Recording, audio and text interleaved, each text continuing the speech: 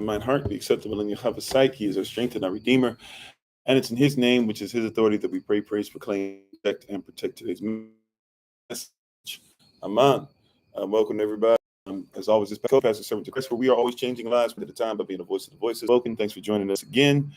For those of you who were with us on Patreon, those of you who were with us early this rising, or for early rising Bible study yesterday, or for our continued workout sessions that we have 2 more left of after today, that we've been doing for 28 days straight now. And we thank you for joining us. And we appreciate you. We once again give all praise and honor to Yahweh Elohim. We give all praise to Yahweh for my wife, the Honorable Amma, who lives a life as and biologist by degree. And we're so thankful and grateful to her and to everybody for being part of what we're doing today. Shalom to everybody. Shabbat shalom to everybody, since we are in our holy day season. And get everybody, to the ministerial staff, to the moderators, to SOC. If you agree with us, disagree, et cetera, we're thankful to have you on with us today. And our focus today will be on the washing of MLK, right? Continue conversation we just had from Patreon. And so for those who were part of the Patreon conversation, you kind of got the lead into this. So we're just going to go straight into these quotes, because a lot of people have a lot to say about MLK, regardless of Republican, Democrat. If you think that he was a sellout, if you think that he was pristine, without touch, whatever the case might be, we always characterize and misrepresent the man. And so we figured we'd listen to what he had to say today. Before we get too much deeper, though, hello, shalom to everybody once again. Shabbat shalom. How you doing, Minister Sonia, Sister Cynthia, Bounty, Tahiti, Nay, Minister Tamara, Jacob's house, Sister Barbara, hello. I thought that was your picture I saw up there. Love the crickets in the background. Yeah, what he says, because usually we have other people telling us what he said. How should we take what he says? So let's go ahead and see how we should take what he says. All right, pretty simple, right? Let's actually just see what he said. Let's actually think on what he said. Let's actually look at what he had, and we look at what he had to say. Here's a quote from him. This is in 1967, from A Time to Break the Silence. April 4th, 1967. This is the year before he's murdered. And how you doing, Sister Beverly, if I didn't say hello to you already? Right. This is the year before he's murdered. A year supposed to be the summer of love, where Black folk and everybody was just coming together and everything was at peace. This is what King had to say. He said, "A nation that continues year after year to spend more money on military defense than on programs of social uplift is a death." What did he have to say? Let's read that again. He said, a nation, right? And he's talking about the United States Corporation, a nation that continues year after year to spend more money on military defense than on programs of social uplift is approaching spiritual death. Wow, that's a mouthful, isn't it? How you doing, Don? How you doing, Big Brother Thomas? Right? Once again, can I just say that again? The United States of America, a nation that continues year after year to spend more money on military defense, and the military budget keeps going up, right, than on programming or programs of social uplift approaching spiritual death. I believe this is 55 years old. So people who say this was a long time ago, why do you keep bringing up the past? Things of that nature. Why do you talk about these things? If Dr. King was alive, he wouldn't be talking about things that separate or divide or do anything. But Reverend Dr. Martin Luther King Jr. is for those that have ears to hear. For those that are into making sure that they uplift the country, that thinks it is more important to make sure that their military is in place, to be against enemies that they consider to be foreign and domestic. That means people that live right here. He said, when you're dealing with that type of people, with that type of country, that nation is spiritually dead, or is approaching spiritual death. Some of you would just call that living in the last days. Right? This is what King said, even though people will say, oh, he was a traitor, he was this, or hey, you guys betrayed the legacy of King by talking about these things. The same things that King was talking about, we're talking about today, 100 years before he made that speech. So that speech was in 1962, 5 years before this one, in 1962. So that would have been 60 years ago, just 60 years ago, not even 2 generations ago, right? And there are people still old enough to be 3 generations before us that are still here. And he said, in that time frame, he said 100 years before that, so just 160 years ago, Emancipation Proclamation said 60 years ago, he said people were still I think the way he described him is saying that black people were still exiles in a land that was supposed to be their own. That's what he said. Hello, Minnesota Greg. How you doing? Right? A nation that continues year after year to spend more money on the social uplift is approaching virtual death. More concerned about fighting other people, more concerned about still behind the scenes keeping up the Vietnam War that existed before you guys even think it did, still going into African nations and still having trade embargoes on people and still making sure, that now they'll go into Cuba as long as they can make money because the corporations want to go over there. And right, that nation is spending more money on spiritual defense than on making sure that on military defense than making sure that you are spiritually defended. Problematic. This is King. We always talk about Dr. King as if he was just some bad guy or he was just somebody out of touch. Black folks started doing that to him. He was on point. Right? Let's go deeper into his quotes, though. Because a lot of people will say, oh, okay, well, you're just going to find one thing, you're just using whatever. Let's look at another quote. Right? And I apologize, I might not be able to read this one because I got stuff that's blocking on my screen, but I'll do my best. It says, the evils of capitalism. The what of capitalism? The evils of capitalism. What is capitalism defined as? Once again, capitalism is defined as a system in which politics and economics are used to control trade and industry, right? And is controlled by private corporations rather than by the government. So King said the evils of capitalism are as real as the evils of militarism and racism put together. He said the problems of racial injustice and economic injustice cannot be solved without radical redistribution of political and economic power. In other words, if more than just only one group of people don't have power, it ain't worth continuing. It's not worth having a continuation, right? The elites are in control. How you doing, Big Eye? Right? A lot of people do have love for capitalism because they love trade and industry. Now, if you're a private citizen, you have less problem with capitalism. Most people aren't private citizens. Either way, though, capitalism is used to control private corporations telling the state what to do. And the more money that you obtain, the more you can do in your private sector or privacy. And therefore, you can tell those who are stuck in the public what to do, which is why we try to teach sovereignty. That's why right after this, we're going into classes on Zoom of Sovereignty 1 and Sovereignty 2. You got to learn how to be able to separate yourself from a system that's wicked. And people who love capitalism love militarism. Why? Because you can invest in it. Heck, I'll be honest with you. I've invested in militarism. I've invested in weapons because I know that people are going to always make the value of weapons go up. It's almost it's almost impossible to not make money on investing in weapons.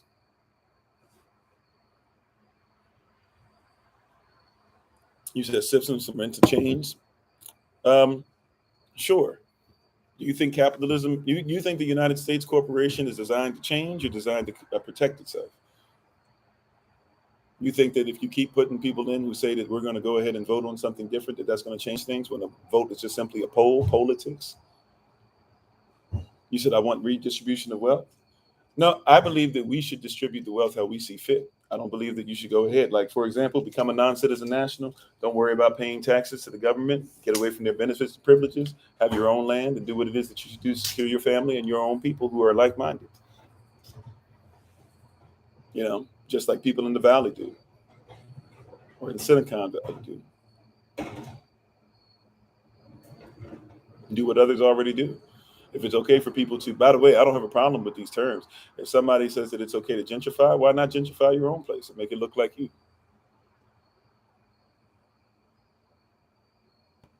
Hey, shalom, Shabbat shalom to everybody coming on. How you doing, Mr. Southern Charm? You said can you keep your wealth? Sure, whatever your wealth is. So I didn't say give up your land and this and that, right? But let's not act like your land is the only wealth that exists.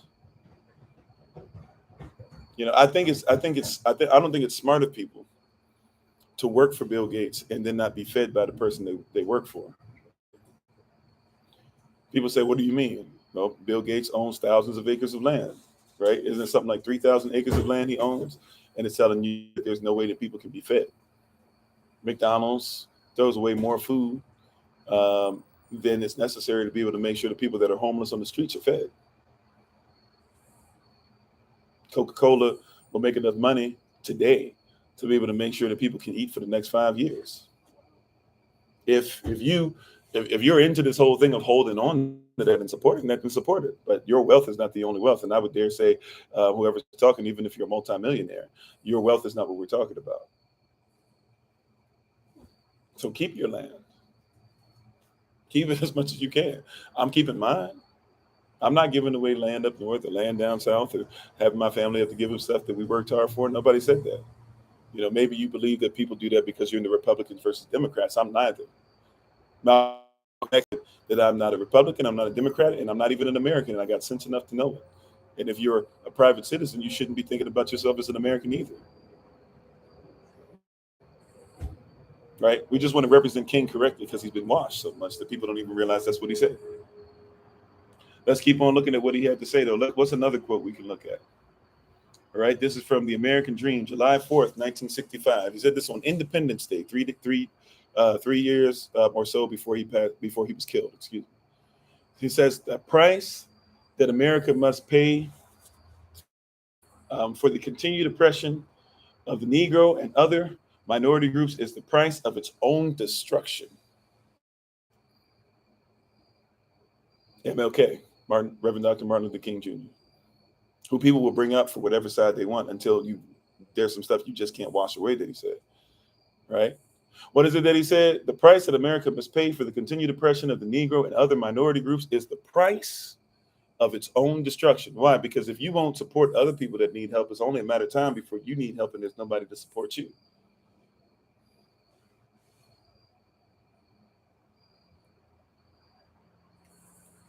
Now, everybody, once again, we'll use King quotes, but where are these quotes?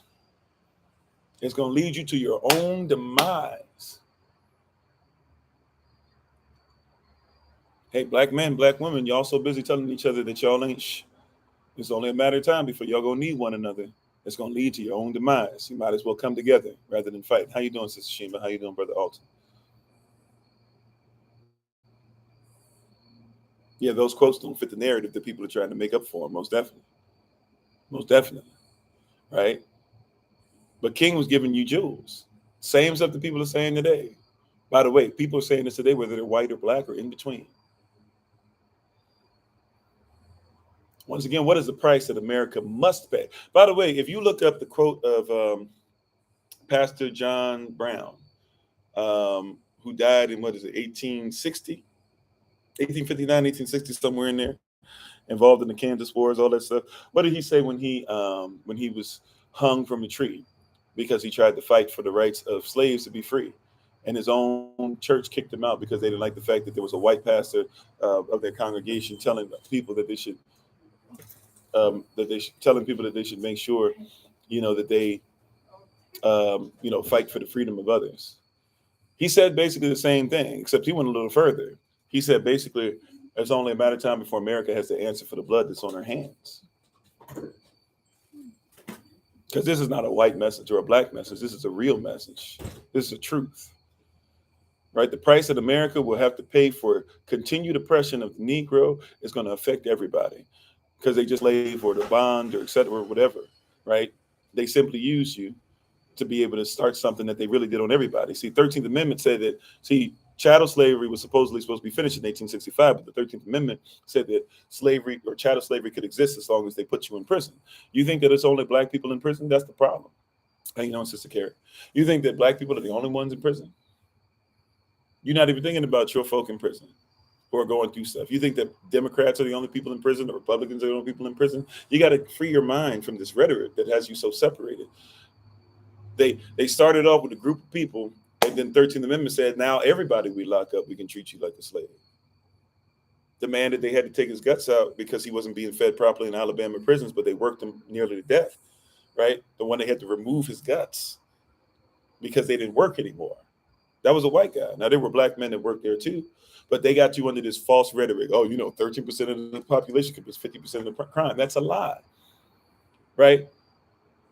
Something like only 1.2% of black people are even go to court, and less than half of that is actually determined to be guilty, and a lot of those people are determined later on to have been wrongfully accused, right? But if you don't pay attention to that, then when they start locking you up, who's going to be there to be able to say, who's defend it?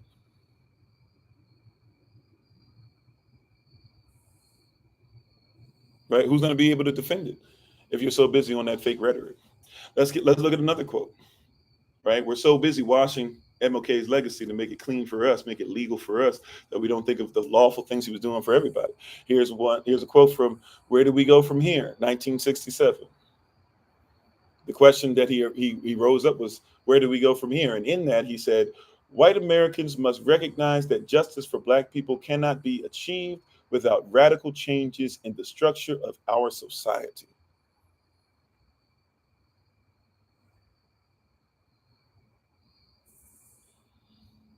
Hello to you too, Nat, if that's the best you can do. I appreciate you even when you try to depreciate others. Have a great day. Right? But once again, he said, this is what King said. King didn't say anything about color. King didn't say anything. King held everybody accountable. And he said what? He said, white Americans must recognize that justice for black people cannot be achieved without radical changes of structure of our society. In other words, you got to let some radical things happen. You have to let some things that don't make sense happen. It doesn't make sense in this society to say, right? It doesn't make sense in society in general to say that we're going to use an IQ test that only represents one group of people. Does it? It doesn't make sense. That's what an IQ test is. It's an intellectual quotient. Intel is information. I've been in the military, right? In the military, they give you intel before you go out to fight. When you go out to fight, you have intel information that's given before you. They give you intel that's going to be specific on helping you as a unit to be able to overcome the enemy. Yet you're not giving everybody information that's specific to them. You're giving people information that's specific, sometimes specific to the enemy, that wants you to think that there's a such thing as white and black. Thanks for being part of the community, Queen Silk. Right. This is what we're dealing with today. Still sounds familiar. There are people still today saying, hey, those who are not oppressed, those who think that we're trying to make this black, look, we're saying there has to be radical change, right, concerning this structure of your society. Yeah, they don't tell the truth a lot. Yeah, most definitely. And how you doing? Is it Brutal Charmer? Thanks for being part of the community. Right. Radical change is required. Radical change is required. A radical word, a radical message, a new way of doing things, something that you've never learned, or something that's been in front of your face and you've never done. Isn't the working definition of insanity by Albert Einstein doing the same thing over and over again, expecting a different result? Isn't that what that is? But we keep doing the same thing over and over again, expecting a different result. But if you say that all of us should work together and we shouldn't have any difference between black and white, then okay, roll your sleeves up, because King told you white Americans must recognize that justice for black people cannot be achieved without radical changes in the structure of our society. That means that you might have to go through some changes. Yeah, we have a podcast. I need to start doing some stuff in between Saturdays. We're going to try and get that going ASAP. Right, but radical changes are what they are required.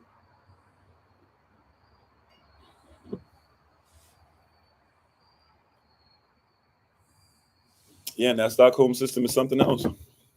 Most definitely.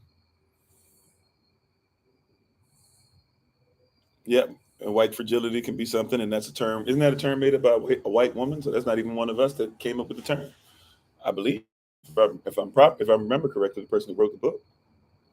You said, so what are we supposed to do? Be very specific. Well, if your whole thing is to say that I'm not doing something right now, then you're actually out of pocket. Number one here, but without the underscore, without the number two. Kofi-Ofori.com. We do many different things. Right now, we're getting ready to start making sure that we clothe people and feed them through the winter seasons in different places. We do that all the time. They can do that via donation. We make sure that we meet together as like-minded people. We make sure that we uplift each other's businesses. So if you have a business plan, we'll actually list it on our website and tell everybody, hey, support each other and don't worry about having to support somebody else who doesn't care about you. But you can actually support people who want to support one another. So yeah, we come to, you're still listening. I can't be a victim without a victor. You know, you can't have victors without victims. You can't have victims without victors.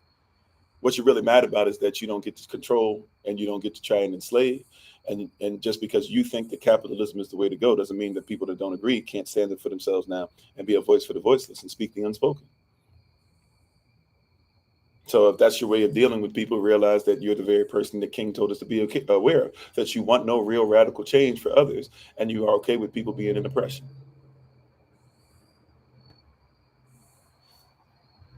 So before people say, and we do this stuff not just in the United States of America, we reach out across the world and we deal with people no matter what your color is. When I'm feeding somebody outside, if there's white people that come up, if there's black people that come up, if there's people that don't speak English, whatever the case might be, we feed them.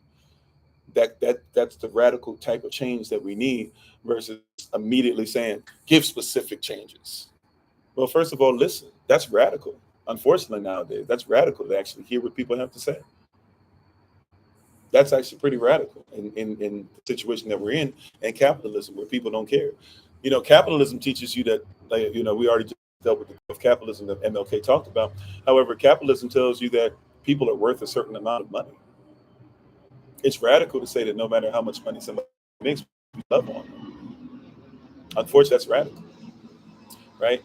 And all of us must recognize, but I was first to say all of us must recognize that for black people or any oppressed people for that matter, any oppressed woman, any oppressed child, any poor person, it will only come and be achieved with radical change in the structure of your society.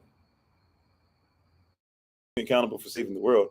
How about we hold ourselves accountable for, first of all, learning each other, listening to each other, being empathetic towards each other. Like, I'm empathetic towards my enemy. I can speak how my enemy speaks because I'm empathetic towards them.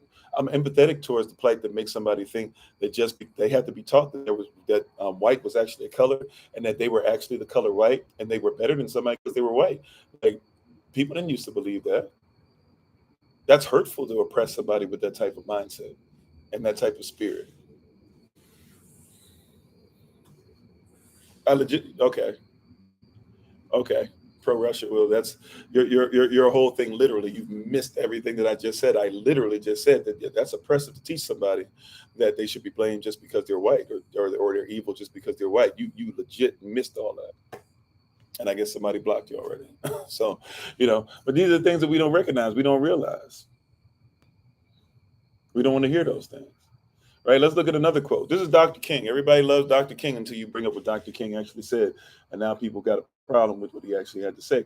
Well, let's go ahead and look at this. Dr. King, another quote. He says, whites, what did he say? Whites. Y'all get mad. I don't even use that language. That's pretty strong language, isn't it? That's like when somebody says blacks. But King was more radical than what people want to give him credit for. He said, whites, it must frankly be said, are not putting in a similar mass effort to what? To re-educate. Right? To do what? To re-educate themselves out of their racial ignorance. Somebody tries to tell you the truth and you say, I don't want to listen to it.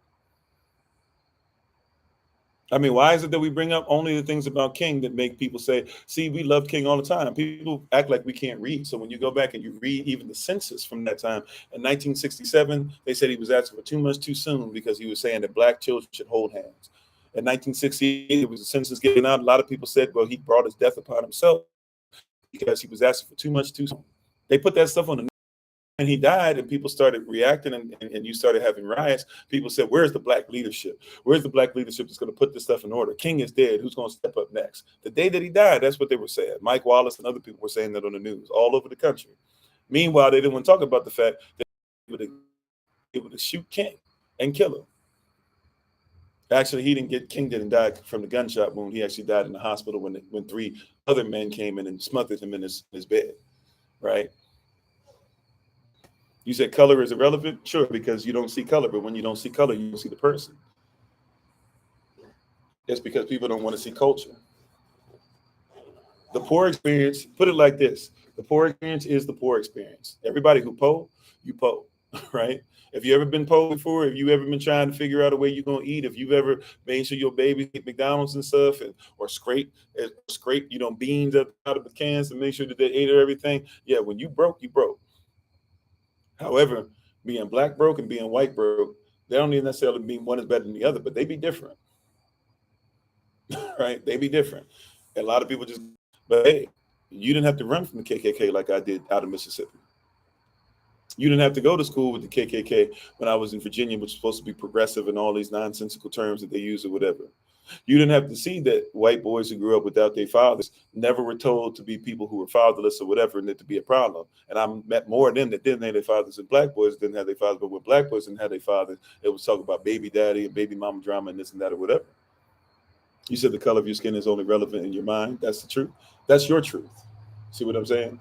And so, because you would not be empathetic to hear the plight of people, there's a psychologist, Dr. Joy DeGroy, wrote a book called PTSS, Post Traumatic Slave Syndrome. It talks about how not only black people but white people had to be trained to be able to keep separating themselves, including not seeing color. I think it'd be a great read if you haven't. I don't want to assume you haven't read it already. If you have read it, that's a great read on talking about the structure of how the psychology of this thing has us literally ignoring the other person's plight. You grew up the opposite way, that's great. So it was still negative. So either way, there was separation, and we should deal with it, correct? Once again, I'm not here to tell you that no black person is guilty of anything, and I'm not here to tell you that white people are guilty of everything. If that's the trauma that you bring, then we need to bring you the mindset of King, not the mindset of Kofi. And yet people are still talking about, well, you this and you that and blah, blah. But it's funny, people will quote King whenever we need him to. You said, how of your own? Sure. So that would go both ways. So your whole thing of saying that I'm judging you or whatever, I'm not judging your salvation or anything else. If you're going to use the same Sermon on the Mount, don't forget that Luke chapter 6, verse 38, give and it shall be given unto thee. Elohim's measure, pressed down, shaken together, and running over, shall men give into your bosom. For with the same measure that you meet, it shall be given unto thee. Right? Now go back before that. Judge the way you want to be judged. So here's somebody, right? And judge them the way you want to be judged. If you're telling me that I'm bad because of what I'm speaking, judge the way you want to be judged, condemn the way you want to be condemned, right? And also forgive the way that you want to be forgiven. And by the way, I don't have anything to forgive you of because I don't think that you had anything to do. So maybe you should forgive me for the things that you think that you're insinuating that I'm saying.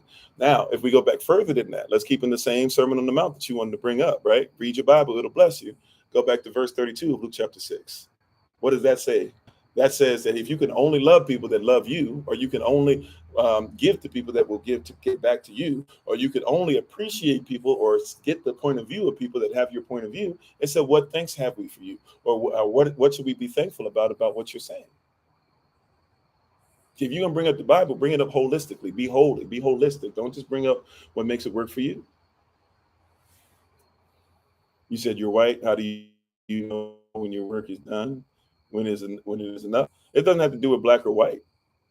Literally, I've said that several times. I'm quoting King and telling you that King is talking about his experience. And I just told you that it's not about that. So if I can tell you as a human being, for me, I know that my work is done the day that I die. And my work, now everybody has their own call. My work is to make sure that I'm a voice for the voiceless. I speak the unspoken, to feed those that don't have food, to teach those that haven't been taught, to show people how to come out of the system and not have to worry about being tied to a system that has them as a bond, right? That has them as a stock rather and puts a bond on them.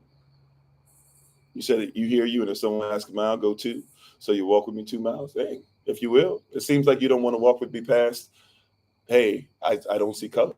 So I don't know how we're going to walk 2 miles, but I've been inviting you to walk with me. I don't know if you're a male or female, but you're my brother or you're my sister, you're my family. If we are like-minded, let's do this together. I haven't once said that because you don't see color means that we can't do anything. I'm just saying that there's only going to be so much you're going to be able to walk with me if you don't want to see what I see. I'm trying to tell you how I see in my life.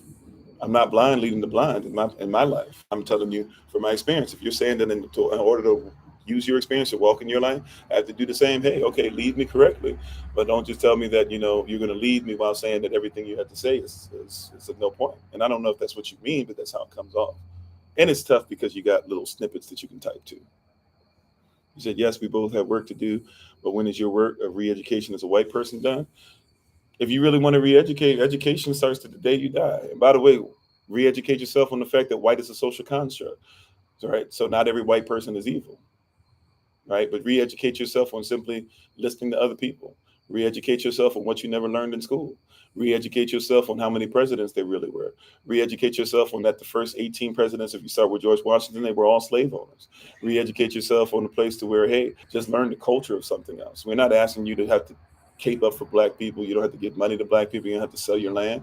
Just educate yourself. Education literally means that I would reach inside you, pull out what's in you, show it to you, put it back in you. So now that you've seen what you can do, and I say, let's go ahead and meet that criteria together. I don't know. That comes to do with what your calling is. If you're saying that just because I'm black, I need to tell you exactly what to do, I'm not here to, or just because you're listening, rather, hopefully it didn't come off the wrong way. But I'm not saying listen to whatever I have to say and just do what I have to say. I'm saying, you know, once again, learn. But let's go back to King's quote because we've gotten so far off. Once again, because people are so frustrated, we can't even get what's in there, and I got to get off soon because I got class at 8:30 to teach.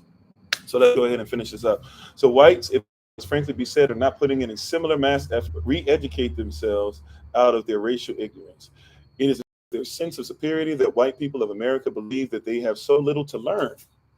Reality of substantial investment to assist Negroes into the 20th century, adjusting to the Negro numbers, and genuine school integration is still a nightmare for all too many white Americans. It's King talking, not me, okay? Let's keep on reading what he had to say. All right. These are the deepest causes for contemporary abrasions between the races. Loose and easy language about equality, resonant resolutions about brotherhood fall pleasantly on the ear. But for the Negro, there is a credibility gap he cannot overlook.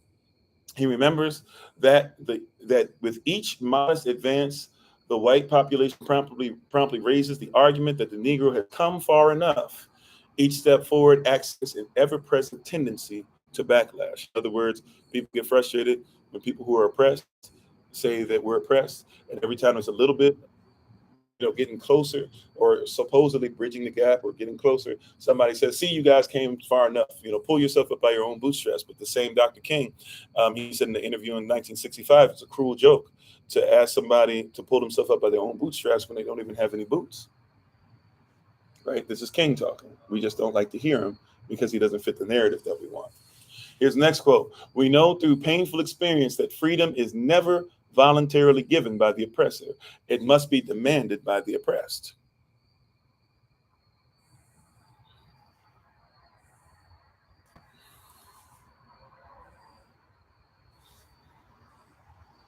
Okay, thank you. Allah accepts everybody, so he accepts the person who doesn't allow somebody to be heard, right? And of course not. Even Allah or Alaham or your deist or your deity or nature or your Giyanyame or etc. of choice, they have conditions. But nevertheless, we know through painful experience that freedom is never voluntarily given by the oppressor. It must be demanded by the oppressed. You believe that because you celebrate July 4th, 1776. That's when you supposedly demanded your freedom from oppression and then made sure that you kept your slaves during the fight and afterwards and through the 13th Amendment and 14th Amendment. You said we can pull ourselves up, no problem, always have. Then here they come tearing us back down. Well, even when we do, if we make miracles and then they push you down when you make the miracles, that's fine. You said conditions, but whoever has, okay. All right. Well, if your whole thing is saying that Allah is going to, okay, that's fine. I'm not here to argue with you. Ishmael is my brother. So if you come on here to make sure I argue against my brother, I don't have time for that. Right? No offense to you, but if the whole thing is like, hey, I'm going to make sure that you back down to what I'm saying and that, it doesn't matter this because of what I say and what my intention is and this and that or whatever. There's 20 different books that we should read to even be able to see exactly what the Quran is saying and not just bring it to somebody's culture and say that, hey, you're going to take it away from the culture of the person who's supposedly, peace be upon him, the person who's supposed to have actually gotten the interpretation, but we're going to misinterpret. That's why we read what his wife has to say, what Mansa Musa's older brother has to say, all these different people to make sure that we know exactly the interpretation was by those who walk with them. So at the end of the day, in all those things, I'm not worried about somebody telling me that they're colorblind. Heck, even the Quran talks about the fact that it talks about the color of the prophet, peace be upon him. So I'm not worried about those. Right? There's no offense. I'm just saying, like at the end of the day, if your whole thing is like, well, he doesn't care about this and color, blah blah. I'm not talking about like if you're just coming on, like give me enough time to even listen to what I have to say, because I've literally said over and over again, it's not as simple as black and white. Right? It's not that simple. Right. Nevertheless, last quote, and then I got to take my leave. Last quote. This is the Three Evil speech of 1967, year before he passes away. What did he say? He said, again, we have deluded ourselves into believing the myth that capitalism, greed, sorry, hold on. I'm having issues with my screen. Okay, we have, again, we have deluded ourselves believing the myth that capitalism grew and prospered out of the Protestant ethic of hard work and sacrifices. Capitalism was built on the exploitation of black slaves and continues to thrive on the exploitation of the poor, both black and white, both here and abroad. So as we talk about color, we're simply trying to remind you that they started off doing the whole thing, that Carl Linnaeus stuff, that Darwinism thing, that eugenics thing, that white or white man's burden thing, that manifest destiny. But then they're doing it there now, right? And you can't, you're not able to even hear them. You're not even able to see it. You're so busy talking about that you're colorblind. But if you're colorblind, people need to help them out so they can see. We need to help them to be healed, or at least get them glasses that allow them to be able to see things differently than they do. So if you can't even see color, how in the world am I going to have you see my heart? If you can't see my skin is a bigger organ than my heart. The epidermis is more to say, wow, I love the way that your hair is on your body and represents the family you come from, and I respect it. If I can respect white skin and red hair and blonde hair and blue eyes, even though that's not necessarily even separate from the African diaspora either way, if I can accept who you are, if I can accept that you might have a little more weight or a little less weight, if I can accept that you're stronger or that you're weaker, if I can accept these things about you, then how in the world am I going to talk about helping you to develop your mind? You said the term colorblind isn't meant to be taken literally. Sure, obviously, right? Thank you for making sure that you understand. Tell me to understand that things are allegorical. That being said, at the end of the day, when somebody's saying they're colorblind, they're saying color doesn't matter to me, right? But if color doesn't matter to you, then I don't need you to worry about doing anything. Watch this. This is nature, natural law. Natural law. If once again you missed the whole thing, blah, blah, like you're freaking out. Calm down. What's the quote that I just read? Again, we have deluded ourselves into believing the myth that capitalism grew and prospered out of the Protestant ethic of hard work and sacrifices. Capitalism was built on the exploitation of black slaves. Now, listen to the whole thing. It was built on the exploitation of black slaves and continues to thrive on the exploitation of the poor, both black and white, both here and abroad. So it's not even an American thing only. It's not just a domestic problem, it's a foreign problem. And if poverty is your enemy, then why not realize, hey, they singled a certain group of people, and we need to all come together and realize that really they had to mess all of our minds up in order to even do that, let alone now for you to be so into black versus white that you don't realize that all of us are getting jacked. You're missing it because you have the problem, not even be able to hear King's quote because you heard black and you checked out because you don't see color. But he was saying you need to see that all colors. Look for anybody of all colors. It's not that I'm saying black is the only color that's dealing with this stuff. I'm saying that all colors. So my white brother is dealing with the same thing that my black brother might be dealing with. Both of them, if they were born in the United States corporation, both of them have birth certificates. That means that both of them are considered to be strawmen. They are fake people. They are part of a fake corporation that makes money off of them and lies to the American public and tells them to pay taxes because they're in debt. When the reality is that when the person is born, they're worth millions of dollars. That doesn't matter what color you are. But if you're not careful, you'll only hear black.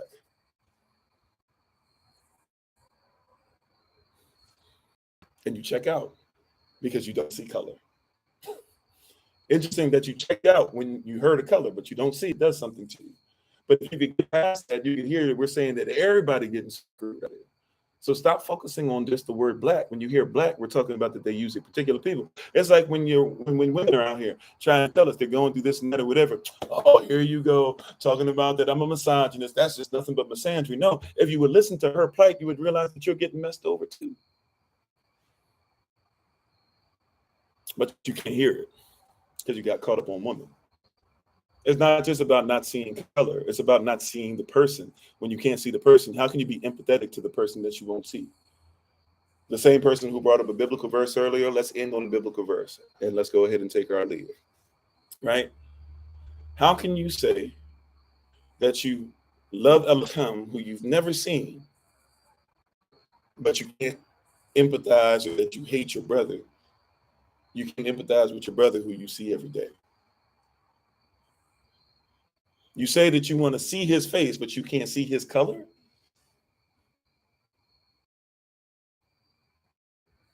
It's just an odd place to be. That being said, we'll end there. Thank you, Holy Spirit, for that.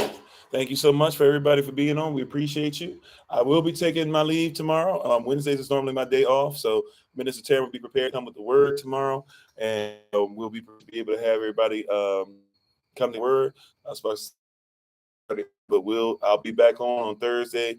I will be on Wednesday. Yeah, I will be on Wednesday evening at 8 o'clock p.m. Eastern New York time, right here on Kofi_42. If you're on TikTok, if you're on YouTube, I'll be right back on this channel. Tomorrow, make up for the fact that I won't be able to be on. Appreciate the king and queen, each and every one of you.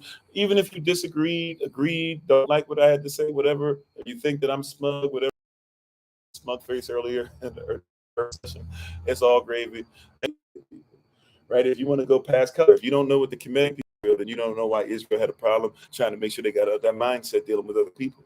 If you don't know what the Kemetic people did and how it was mismanaged, and you don't know why the Greeks did what they did and the Romans did what they did.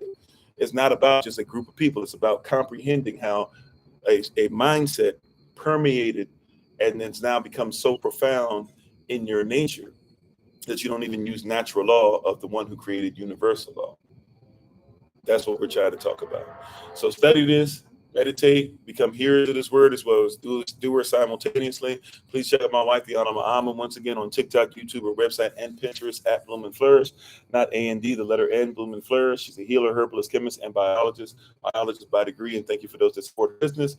And as always, this has been Pastor Kofi, Pastor Servant to Christ, where we are always changing lives one mind at a time by being the voice of the voiceless and speaking the unspoken. Until I have the great privilege, opportunity, and responsibility of being in front of you all again. Please remember, as always, Yashua, that you are loved, you are necessary, you are majestic, you're fearfully, wonderfully made in you, which is all of us working together, will be the reason why people who are in this system no longer have to be of it. Shabbat shalom. Peace.